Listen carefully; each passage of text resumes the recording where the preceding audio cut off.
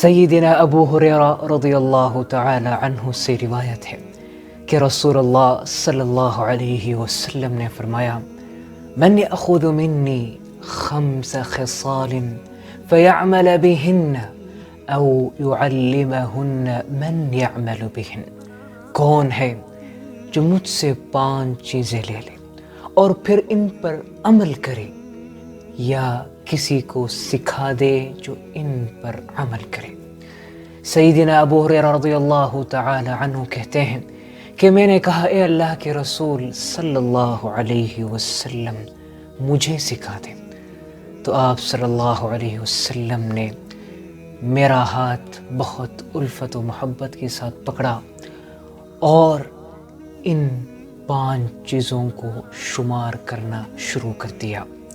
Number 1، اتق المحارم تکن اعبد الناس، حرام چیزوں سے بچ جا تو سب سے زیادہ عبادت گزار بن جائے گا۔ نمبر 2، وارض بما قسم اللہ لک تکن اغنى الناس، جو اللہ تعالیٰ نے تیرے لیے لکھ دیا ہے اس پر راضی ہو جا تو سب سے زیادہ غنی بن جائے گا۔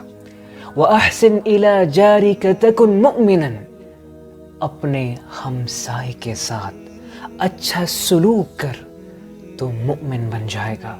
نمبر 4، وَأُحِبَّ لِلنَّاسِ مَا تُحِبُّ لِنَفْسِكَ تَكُنْ مُسْلِمًا، جو اپنے لیے پسند کرتا ہے وہ اپنے بھائی کے لیے پسند کر تو مسلمان بن جائے گا۔